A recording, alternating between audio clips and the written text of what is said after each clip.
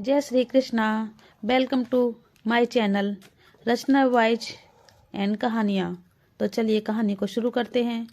दिल से उसे अपना कर तो देखो, एक बार गले से लगा कर तो देखो, भूल जाएगी मायका अपना, एक बार उसे बहू से बेटी बुला कर तो देखो। तो चलिए कहानी को शुरू करते हैं। अचानक ससुराल आए पिता की बेइज्जती होते देख बेटी ने किया कुछ ऐसा। ससुराल आए पिता की बेइज्जती होते देख बेटी ने सास ससुर को सिखाया ऐसा सबक कि उनके होश गुम हो गए। मैं पायल घर की छोटी बहू, अभी 6 महीने पहले ही मेरी शादी हुई है। मैं अच्छी पढ़ी लिखी हूँ, मेरे पति का अच्छा बिजनेस है। मेरे घर में सास ससुर जेठ जेठानी, उनके 2 बच्चों के अलावा हम दोनों पति पत्नी हैं। घर में सब अच्छे हैं, मेरी जेठानी जी भी बहुत अच्छी हैं। अगर सबसे बुरी कोई है तो वह बहू हूँ मैं, क्योंकि मुझे किसी की गलत बातें बर्दाश्त नहीं होती। ऐसा नहीं है कि ससुराल में आकर ऐसी हो गई हूँ, बचपन से ही मैं सीधे मुंह पर कहती हूँ, जिससे मुझे ज्यादातर लोग पसंद नहीं करते।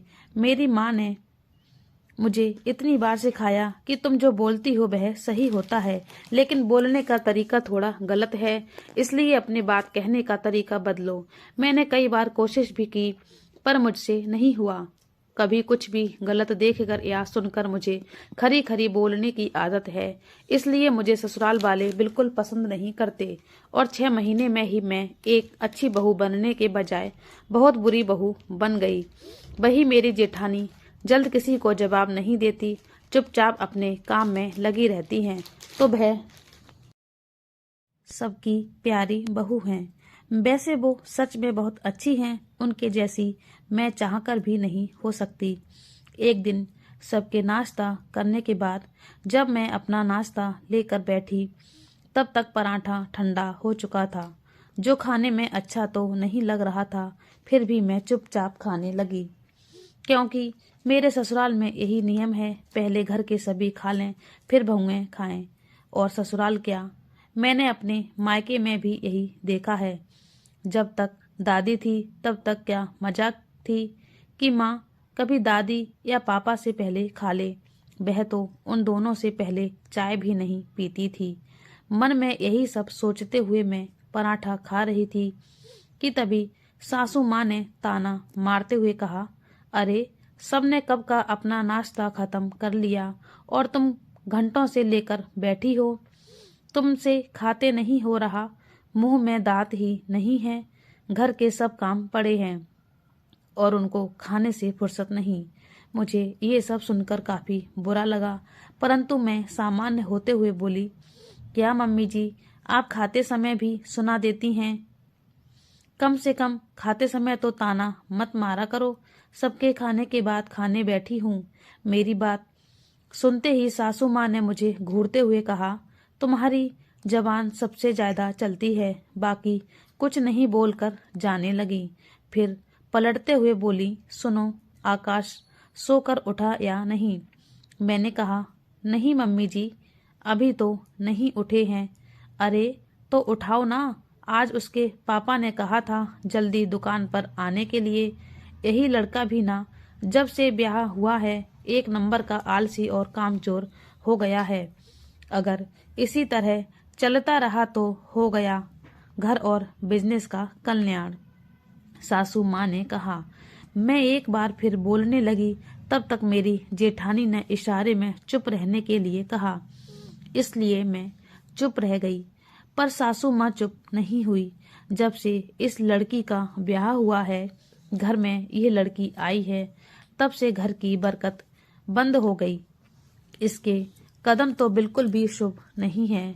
धीरे से भन बनाते हुए कमरे से बाहर निकल गई। यह सब सुनकर मैं अवाक रह गई। तब तक जेठानी ने आकर कहा, शांत रहो, ससुराल में इस तरह के ताने तो सुनने ही पड़ते हैं। तुम अभी नई नई हो, इसलिए ज्यादा कुछ पता नहीं है, धीरे धीरे पता लग जाएगा। तो ये सब बातों को ज्यादा दिल पर मत लेना, जितना सोचोगी उतना दुखी होगी। एक दिन मेरी जेठानी ने आकर पूछा, आज लंच में क्या बनाओगी? मैंने कहा, छोले पूरी। अरे उसे क्यों पूछ रही हो? और वह मुझे पसंद नहीं तो आलू गोभी की सब्जी और रोटी यही सब बनाओ। पीछे से सासू माँ ने कहा, ठीक है, मैं सारी तैयारी कर देती हूँ, तुम बना देना। ठीक है दीदी।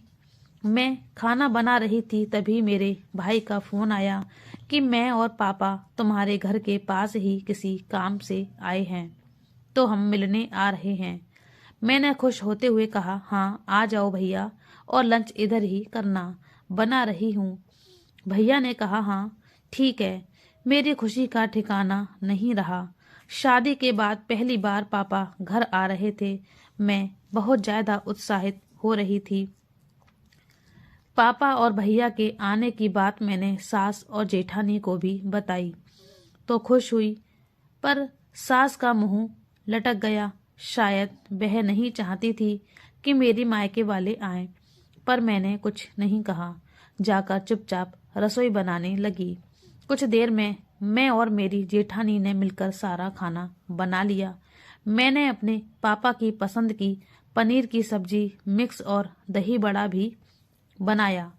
तब तक मेरे पतिदेव भी उठकर चाय मांगने लगे, तो मैंने कहा, आप इतना देर तक सोते हो और मम्मी मुझ पर नाराज होती हैं, जल्दी से दुकान चले जाओ। पापा जल्दी आने को बोलकर गए हैं। उन्होंने मेरी बात सुनकर अनमने ढंग से कहा, हाँ हाँ पता है, चला जाऊंगा।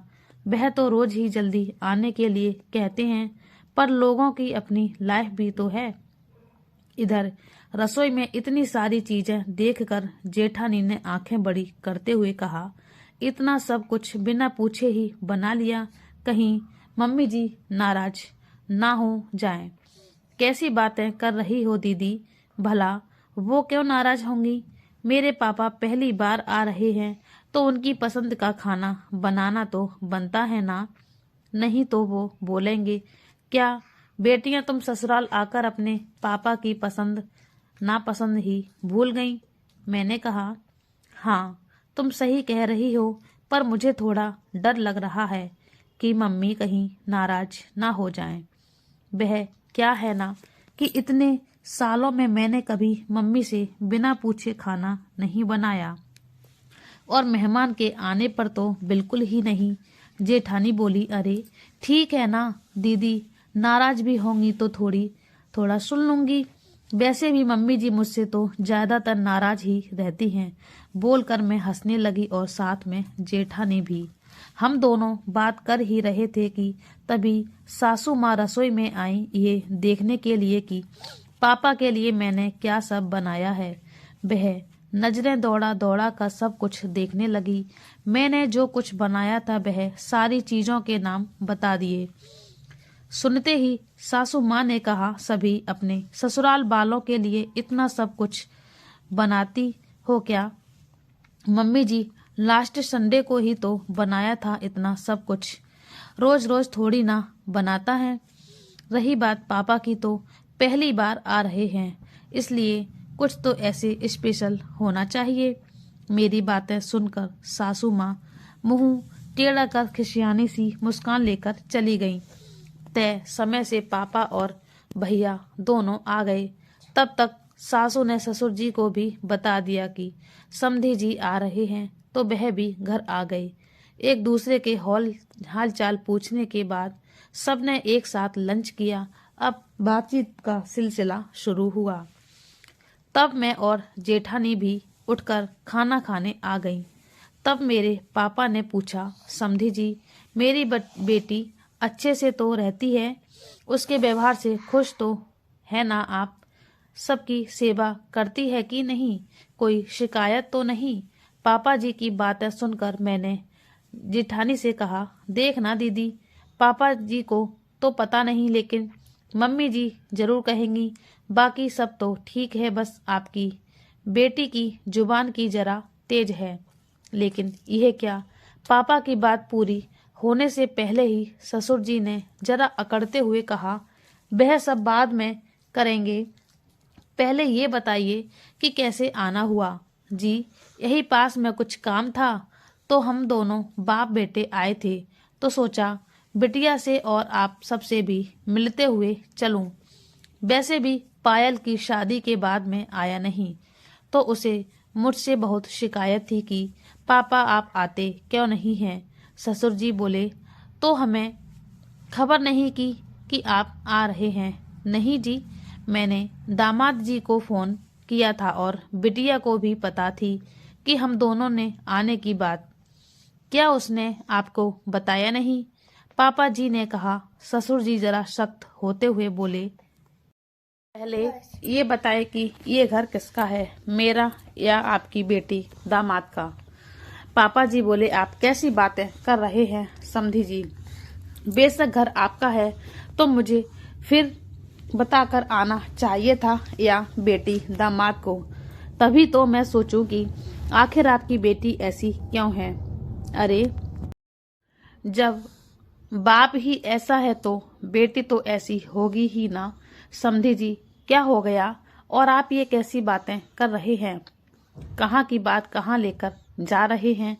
ठीक है, आपको अच्छा नहीं लगा तो अगली बार से मैं आपको बताकर आऊंगा, पर इस तरह बात मत करिए। वैसे क्या किया पायल ने? क्या क्या बताऊं, कोई एक बात हो तो ना।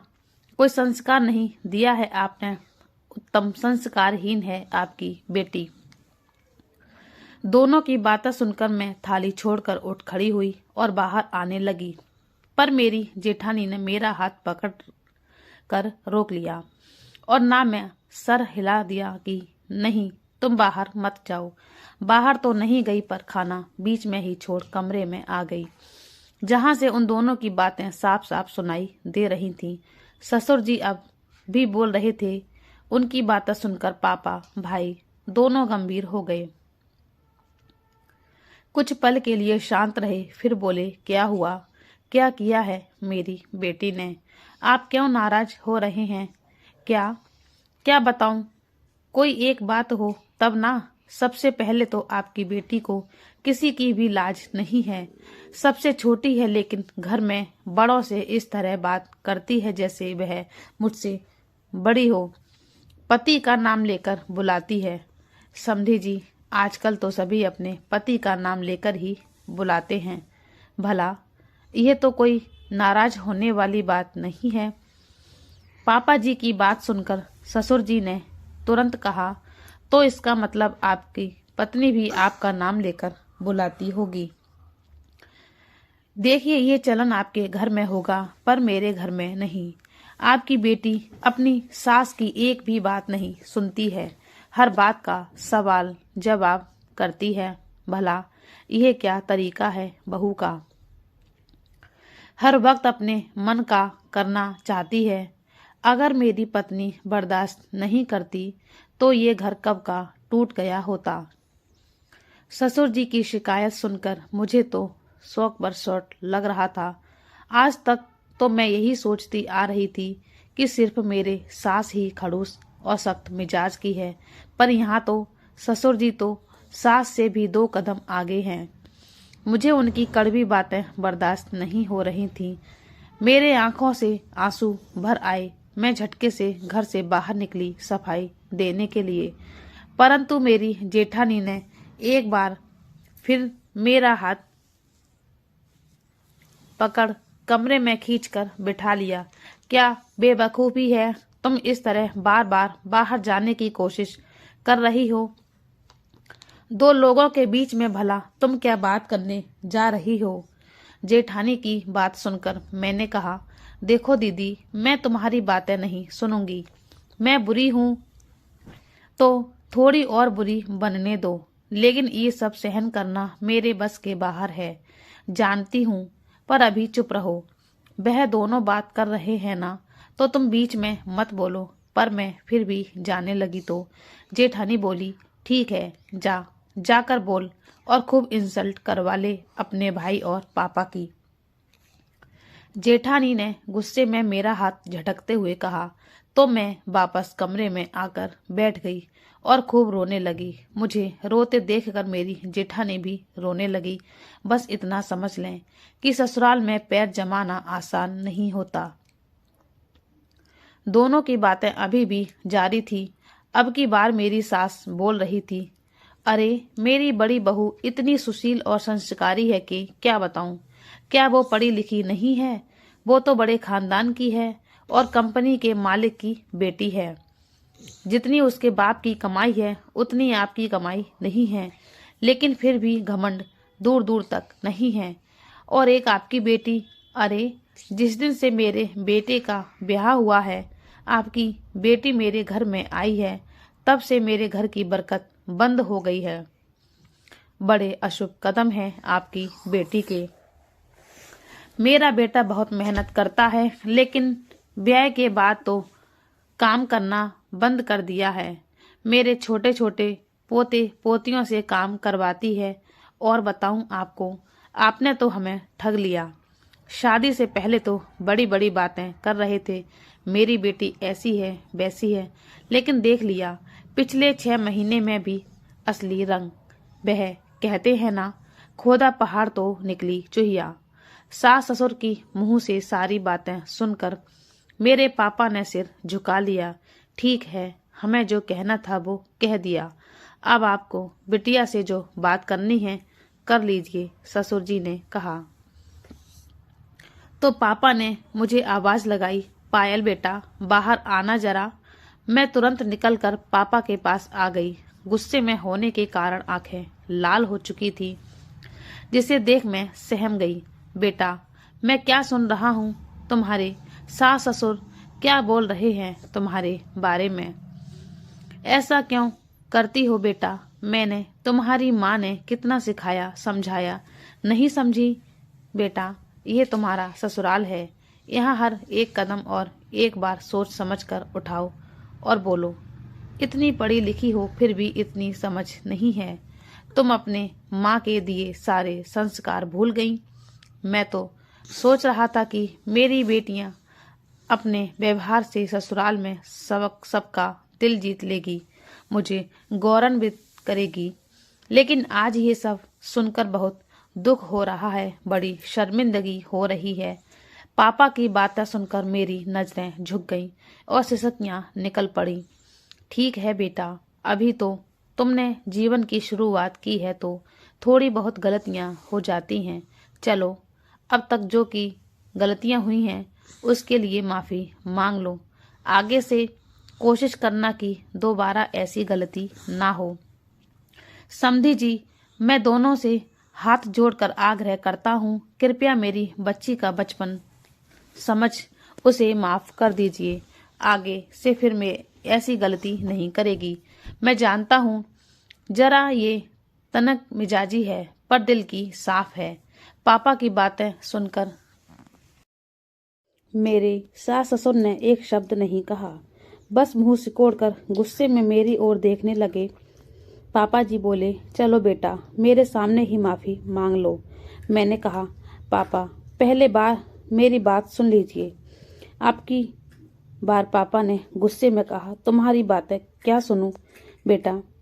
पहले मैंने जो कहा है वह करो। चलो माफी मांगो अपने सास ससुर से। मैंने कहा, सॉरी पापा, मैं माफी नहीं मांगूंगी। देखा क्या बदतमीज लड़की है, अपने ससुराल में मेरी नाक कटा दी। फिर भी इसे अपनी गलती का एहसास नहीं। पापा ने अब की बार गुस्से में दांत पीसते हुए कहा। यह सुनकर मैंने कहा, पापा भला आपने एक तरह की बातें सुनकर कैसे फैसला सुना दिया? माफी मांगने के लिए आप सिर्फ मेरे सास ससुर की बातें सुनकर मुझे डांट रहे हैं। एक बार भी आपने क्यों नहीं पूछा कि बेटा तुम्हें भी कुछ कहना है क्या? अगर मेरी गलती है तो भी मुझे अपनी बात रखने का हक है। आप पहले मेरी पूरी बात सुनिए, फिर आपका जो फैसला होगा वह पूरी तरह से मानने को तैयार हूँ। गुस्से में मेरी तरफ देखने लगे। हाँ पापा, दीदी सही कह रही हैं। एक बार आप उसकी बातें भी सुन लीजिए, तब अच्छी तरह से समझ में आएगा आखिर क्या बात है, मेरे भाई ने कहा। तो पापा बोले, अच्छा चलो ठीक है, बोलो। मैं बोलना शुरू करती उससे पहले ही मेरी सास उठकर जाने लगी। तो मैंने कहा, मम्मी पापा आप दोनों भी यहीं बैठे रहो, क्योंकि मैं जो कुछ भी कहना चाहती हूँ वह आप दोनों के सामने ही कहूँगी। ठीक है, बोलो। मेरे सास ससुर वापस बैठते हुए कहा। सास ससुर दोनों ने मुझे एक बार घूर कर देखा और वापस बैठ गए। बोलो जो बोलना है। मैं वही नीचे जमीन पर बैठ गई। ये देखकर मेरा भाई उठ खड़ा हुआ और अपना चेयर मुझे देखकर बैठने को कहा। नहीं भाई, मैं नीचे ही ठीक हूँ। मेरे ससुराल में ये नियम है कि जब घर के बड़े सोफा और चेयर पर बैठे हों तब हमें उनकी बराबरी में नहीं बल्कि नीचे जमीन पर बैठना है। ये सुनकर सास ससुर मुझे घूर कर देखने लगे और पापा आश्चर्य से उन्हें देखने लगे। सबसे पहले आप ये बताइए कि जब उन्होंने इतना सब कुछ कहा मेरे बारे में, तब आपने एक बार ये क्यों नहीं पूछा कि आखिर मैंने क्या गलती की है पापा और भाई के साथ। मेरे सास ससुर भी मेरी तरफ देखने लगे।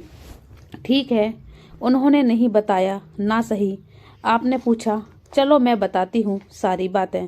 इन्होंने लिहाज वाली बात क्यों की?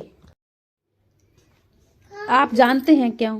क्यों बेटा? पापा पग फेरे के बाद जब मैं यहाँ आई तो मुझे लगा कि काफ़ी पढ़ी लिखी फैमिली है, तो ये सब जरा खुले विचार के होंगे, आधुनिक सोच वाले होंगे, इसलिए मैंने जेठ जी और पापा जी से घूंघट नहीं किया। उनसे मैं बहुत सामान्य होकर बात करने लगी, जो उन्हें नहीं भाया। परंतु ये बात उन्होंने मुझे प्यार से नहीं कहा, तभी भी बहुत बुरा भला कहा। तेरी माँ ने इतना भी नहीं सिखाया कि ससुर जी और जेठ से घूंघट किया जाता है। और हाँ, घर में तुम सबसे छोटी हो, इसलिए हमेशा सिर पर पल्लू लेकर रहोगी। तब मैंने कहा कि जब जेठ जी को भैया और ससुर जी को पापा कहती हूँ तो भला दोनों से घूंघट करने की क्या जरूरत है। सुनकर उन्होंने तभी भी मुझे बहुत सुनाया। आपके संस्कार और परवरिश पर ना जाने क्या क्या कहा। मुझे बहुत बुरा लगा, पर मैंने सुनकर भी एक बार भी जवाब नहीं दिया और ना ही कभी सिर से पल्लू हटने दिया। रही बात उनके बेटे के नाम लेने का, तो मैंने शुरुआती दिनों में उनके नाम लेकर बुलाती थी, पर इसके लिए उन्होंने मुझे बहुत डांटा। जैसा आज उन्होंने कहा कि क्या आपकी पत्नी आपका नाम लेकर बुलाती है? ठीक है। वैसे ही उस दिन कहा, क्या तेरी मम्मी तेरे पापा का नाम लेकर बुलाती है? मैंने उसी दिन से उन्हें नाम लेकर बुलाना छोड़ दिया। पर आप सबको एक बात बता दूं, इनकी बेटी यानी मेरी ननद इन दोनों के सामने अपने पति को नाम से बुलाती है और आप नहीं, तुम कहकर बुलाती है। तभी ये दोनों हंसते रहते हैं, कुछ नहीं बोलते। तो फिर क्या संस्कार और नियम कायदे सिर्फ बहू के लिए हैं? तुम क्या बोल रही हो बहू? मुझे मम्मी बोलने दीजिए। आप जब बोल रही थी तब मैंने एक बार भी कुछ नहीं कहा, तब डिस्टर्ब नहीं किया, तो प्लीज़ मुझे भी अपनी बातें कहने दीजिए। मुझे मत रोकिए। मेरी बात सुनकर सासू माँ मुंह बनाकर चुप हो गईं। अब रही बात उनके बेटे की, क्या काम करने की, तो उनका ये कहना है कि शादी के बाद इनका बेटा कमज़ोर हो गया है, तो ये सरासर गलत है। बात यह है कि वह पहले से ही कमज़ोर हैं, सिर्फ कुछ घंटों के लिए दुकान पर बैठते हैं, बाकी पूरा समय बाहर घूमना, दोस्तों के साथ पार्टी करना, देर रात को घर लौटना और सुबह देर तक सोना उनकी आदतों में पहले से शामिल है। जबरदस्ती उसका दोष मेरे ऊपर मढ़ रहे हैं।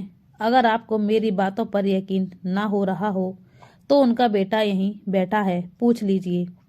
रही बात बरकत की, तो हो सकता है दुकान नहीं चलने की वजह इनका बेटे का ध्यान नहीं देना, मार्केट में हो रहे उतार चढ़ाव, लोगों का ऑनलाइन और मॉल से शॉपिंग करना, इन सब का भी असर तो होता है। तो उसके लिए मैं जिम्मेदार कैसे हो गई, मेरे कदम कैसे अशुभ हो गए। ये कहते हैं कि आपने ठग लिया, पर असल में इन्होंने हमें ठग लिया। शादी से पहले हमें कहा गया था कि बिजनेस मेरे बेटे का है, सब वही देखता है, पर ऐसा कुछ नहीं है।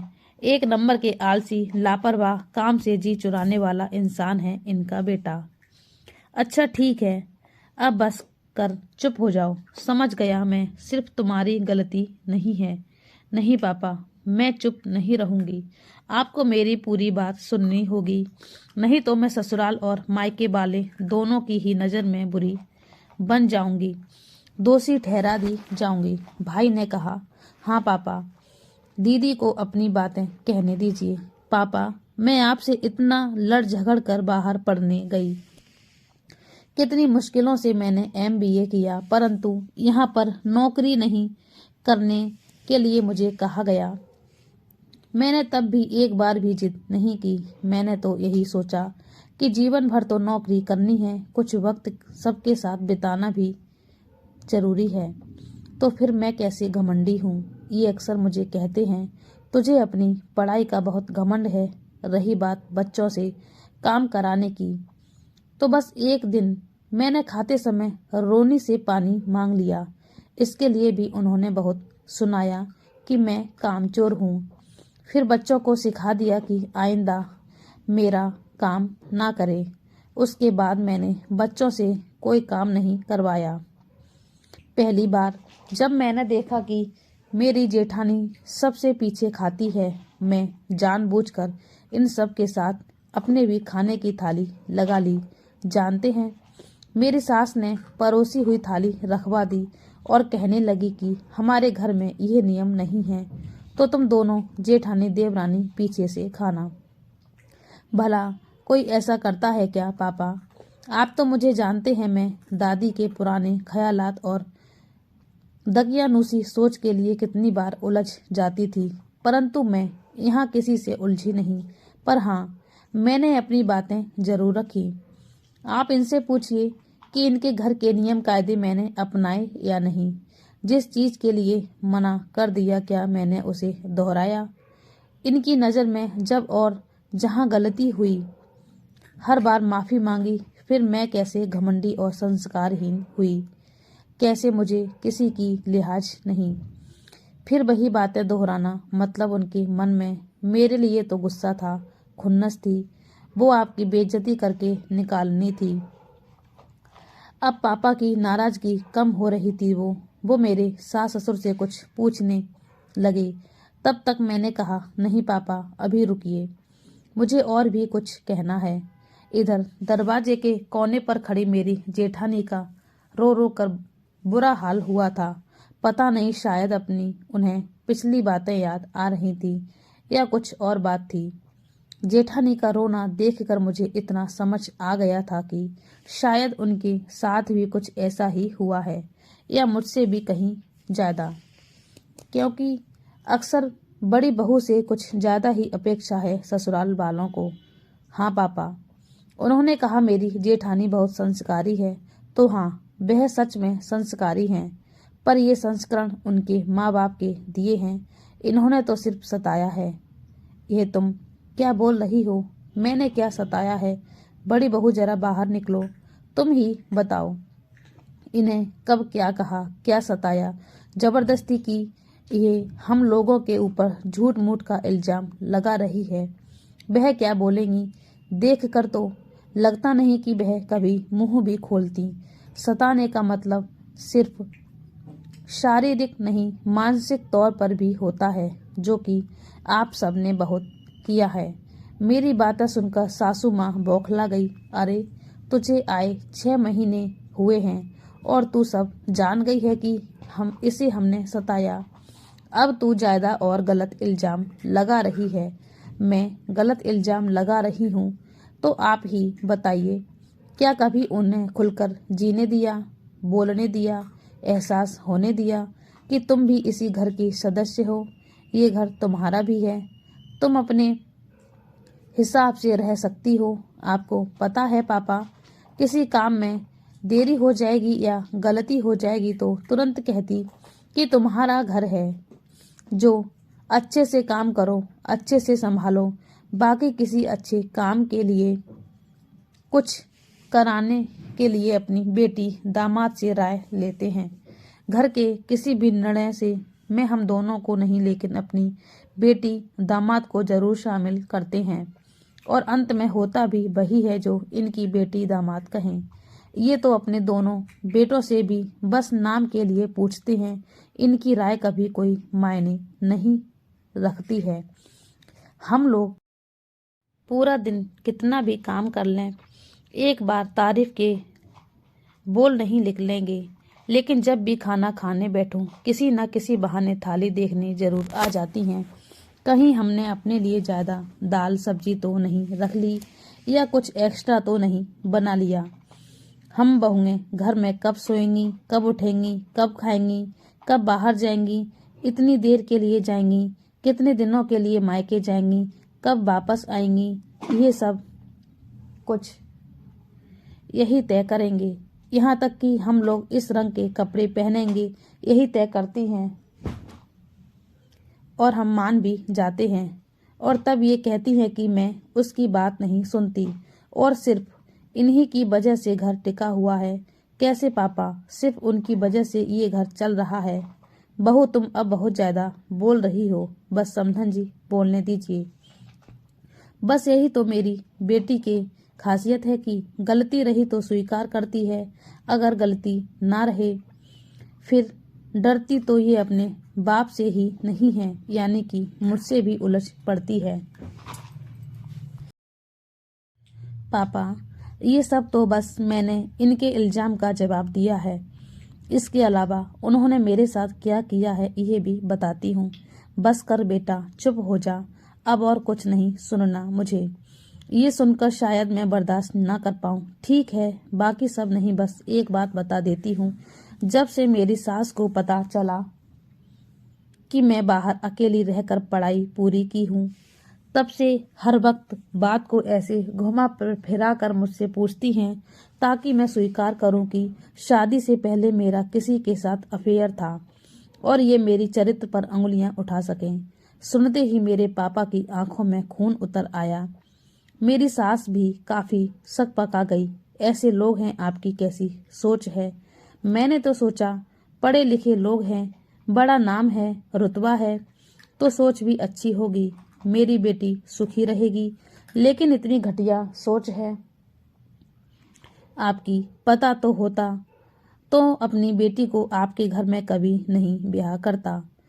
अभी के चल बेटा यहाँ से, तुमने इतना कुछ बोला है, अब अगर इस घर में रही तो तेरी बहुत दुर्गति होगी, क्योंकि इन्हें बहू नहीं कठपुतली चाहिए जो इनके इशारे पर नाचे। हाँ पापा, आपने सही कहा, और मैं कुछ दिनों के लिए नहीं, हमेशा हमेशा के लिए जाऊंगी।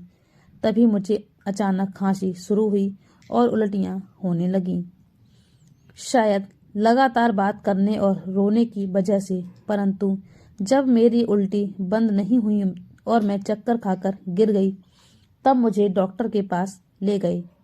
सास ने उसे नौटंकी मात्र ही समझा। मुझे पता चला कि मैं 2 महीने की प्रेग्नेंट हूँ। सच कहती हूँ, सिर्फ जेठानी ने मुझे बधाई दी, बाकी कोई खुश नहीं हुआ। यहाँ तक कि मेरे पति का भी व्यवहार सामान्य रहा। मैं वहीं से मायके चली गई। इस बीच में सास या ससुर दोनों में से किसी ने एक फोन तक नहीं किया। बस जेठानी जी छुप कर 1-2 बार बात की। हाँ, उस समय मेरे पति ने मेरा साथ दिया। तय समय पर मैंने एक बेटे को जन्म दिया। मेरे पापा ने खुशी मेरे सास ससुर को कहा कि पोता हुआ है, फिर भी कोई नहीं आया। पर हाँ, मेरे जेठ जी ने कुछ पैसे उसके अकाउंट में भेज दिया और कहा कि बच्चे के लिए ज़रूरत की चीज़ें ले लेना। अब तक तो मायके ही लगभग पता तो चल गया था, तो जो पसंद नहीं करते वह सब ताने देने लगे। सारी जिंदगी घर बैठी रहेगी, इतनी जबान चलाती है कि भला ससुराल में कैसे रह पाएगी। कितना छूट दे रखी है भला, बेटियां इतना जुबान चलाती हैं, जो मुझसे बर्दाश्त नहीं हो रहा था। पर माँ के काफ़ी समझाने के बाद मैं शांत हुई। बच्चा अब 3 महीने का हो गया तो मेरे पति ने कहा, चलो अब अपने घर चलते। बच्चे को देखकर मम्मी पापा की सारी नाराजगी दूर हो जाएगी। मुझे भी लगा कि हाँ, ये ठीक कह रहे हैं, क्योंकि अक्सर ज़्यादा दादी बहू को भले ही पसंद ना करे, लेकिन पोते पोती को बहुत प्यार करते हैं। ये सोचकर मैं वापस ससुराल आ गई, परंतु यहाँ पर मेरे सास ससुर मुझसे बात करना तो दूर, बच्चे को भी गोद में नहीं लिया। मुझे बहुत तकलीफ हुई, रोना आया। हाँ, एक बात बता दूं, अब तक मेरे हस्बैंड को अपनी जिम्मेदारी नहीं समझ आई, अच्छे से काम नहीं करते थे। बस इसी बात को लेकर अब मेरे सास ससुर उनसे बहुत नाराज रहने लगे। जब तब सुनाने लगे और एक दिन घर छोड़कर निकल जाने को कहा। मेरे पति को लगा पापा बस यूं ही गुस्से में कह रहे हैं, लेकिन कहीं वह सच में हम निकल जाना को कहा। यह रोने लगे कि छोटे बच्चे के साथ कहाँ जाऊंगा। मेरे ससुर जी ने कहा, ये तुम जानो, जहाँ तुम्हारी पत्नी कहे वहाँ जाओ। 6 महीने के बच्चे के साथ मैं घर से निकल गई और एक बार फिर मायके आ गई। अब मेरे हस्बैंड नौकरी ढूंढने लगे। उन्हें नौकरी का अनुभव नहीं था, इसीलिए उन्हें अच्छी नौकरी नहीं मिली। मैं भी करीब 3 साल तक मायके में रह गई। अब तक तो मेरे मम्मी पापा भी परेशान होने लगे थे। बीच में उन्होंने कई नौकरियां पकड़ी और छोड़ कर कहीं इनका मन नहीं लगा। अंत में जेठ जी का फोन किया, उनसे पैसे मांगे और एक छोटी सी दुकान डाली। मैं भी अब जॉब करना शुरू कर धीरे धीरे दुकान में भी बरकत होने लगी। इस बीच मैं दूसरी बच्चों की मां बन गई। इस बार मैंने सास ससुर को कहा, लेकिन ना तो आए ही और ना ही मुझे बुलाया। इस बार भी सब कुछ मेरी माँ ने संभाला। करीब 1 दशक बाद अब मैं ठीक ठाक जीवन बिता रही हूँ और सब ठीक है, परंतु ससुर के नज़र से मैं बुरी हूँ और संस्कारहीन बहू ही हूँ। मेरा ससुराल जाना बहुत कम होता है। सास ससुर को बुलवाने के बाद भी जब दोनों मेरे पास नहीं आए, तब मैंने भी बुलाना बंद कर दिया। हाँ, जेठानी से कभी कभी मिलने जाती हूँ, कभी कभी मेरे घर आ जाती हैं। वह मुझे देखते ही रहती हैं। बड़ी हिम्मत वाली है रे, तू धन्य है। तुम्हें कम से कम तुमने अपना मुंह तो खोला, विरोध तो किया। मुझ में तो इतनी हिम्मत नहीं। एक दिन मैंने भी उनसे पूछ लिया, दीदी आप उस दिन इतना क्यों रो रही थी? उन्होंने ज़्यादा कुछ नहीं कहा, बस इतना बताया कि जितना तुम्हारे साथ हुआ है उससे कई गुना मेरे साथ हो चुका है, और तुम्हारे पापा को तो खाना भी खिलाया, मेरे पापा को तो खाना भी नहीं खाने दिया। इन सब ने बस इसी बात को याद करके रो रही थी। तो फिर तुम क्यों इतनी संस्कारी बनी फिर रही हो? क्यों नहीं छोड़ देती? क्यों सबकी इतनी सेवा कर रही हो? तब जेठानी ने कहा, देखो तुम्हारा कहना सही है, पर अब मैं सोचती हूँ कि जब शुरू से कुछ नहीं कहा, मुंह नहीं खोला, तो अब बोलकर क्या मतलब है? वैसे भी जब तुमने जवाब दिया तो उसके बाद से दोनों काफी शांत हो गए हैं। अब मुझे अपने मन की करने की आजादी मिल चुकी है। बहू धन्य हो तुम दीदी, बहुत बड़ा दिल है तुम्हारा, पर हाँ इतना बड़ा दिल मेरा नहीं हो सकता। सुनकर वह हंसने लगी। अब मैं अपने परिवार में सुखी हूँ, परंतु कभी पिछली बातें याद आती हैं तो मैं सोचने पर मजबूर हो जाती हूँ। मैं पढ़ी लिखी इंडिपेंडेंट भी हो सकती थी, अपना स्टैंड लेना जानती थी, तब भी मेरे साथ इतना सब हुआ। उन बहुओं के साथ क्या होता होगा जो ज़्यादा पढ़ी लिखी नहीं हैं, जो अपने लिए नहीं बोल पाती, विरोध नहीं कर पाती हैं, और हाँ जिसके माँ बाप भी साथ नहीं खड़े होते, वह कितना बर्दाश्त करती होंगी, कितना एडजस्ट करती होंगी, सोचकर ही परेशान हो जाती हूँ। तो दोस्तों, ये कहानी आपको कैसी लगी हमें कमेंट करके बताना, और आप हमारे चैनल पर नए हैं तो हमारे चैनल को सब्सक्राइब कर दीजिए, बेल आइकन को प्रेस कर दीजिए, ताकि हमारी कहानी का नोटिफिकेशन आपको मिलता रहे। वीडियो को पूरा देखने के लिए धन्यवाद। जय श्री कृष्णा। राधे राधे।